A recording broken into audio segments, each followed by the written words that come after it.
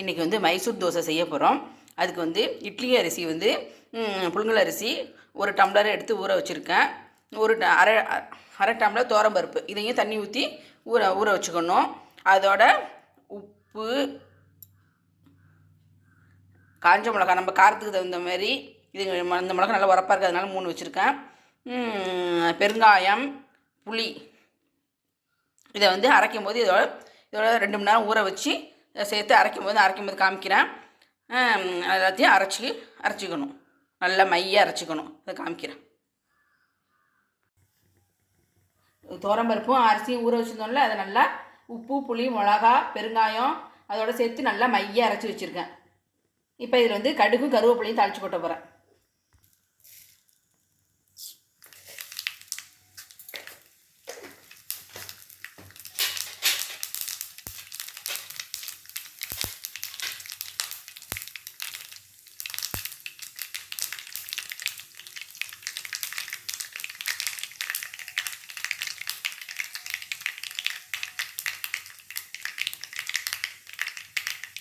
கடுகு வெடிச்சிட்டு கருவேப்பிலை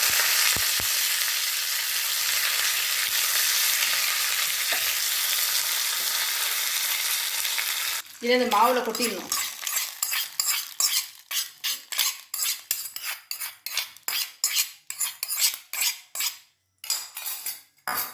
மாவு நல்லா கெட்டியாக இருக்குது. அதை நம்ம தோசை மாவு ஊற்றுறதுக்கு நல்லா கரைச்சிக்கணும். அதை நைஸாக தோசை ஊற்றுற அளவுக்கு மாவை கரைச்சிக்கணும். கரைச்சி காமிக்கிறேன். இந்த பதத்துக்கு நான் கரைச்சி வச்சுக்கணும். தோசை மாவு பதத்துக்கு நல்லா கரைச்சி வச்சுக்கணும். அதை காயக்கூடாது. மிதமான தீயில் நல்லா நைஸாக ஊற்றணும்.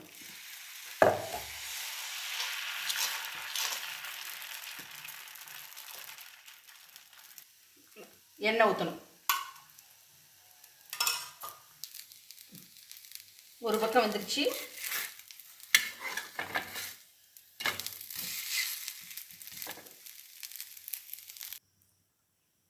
வெந்துருச்சு. அடுத்த தோசை ஊற்றும் போது நல்லா தண்ணி தெளிச்சுட்டு ஊற்றணும். ஏன்னா இது ரொம்ப கல் சூடாக இருந்தால் ஊற்ற வராது. அப்படியே தெளிச்சுட்டு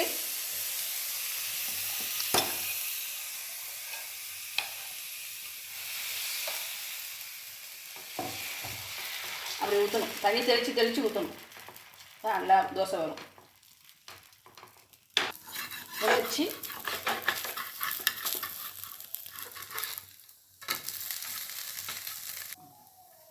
எடுத்துருவோம். மைசூர் தோசைக்கு பொருத்தமானது தேங்காய் சட்னி தான். தொட்டி சாப்பிட்டோம்னா அவ்வளோ டேஸ்ட்டாக இருக்கும். இதுமாரி ஒரு தடவை மைசூர் தோசை செஞ்சு பாருங்கள், அவ்வளோ அருமையாக இருக்கும்.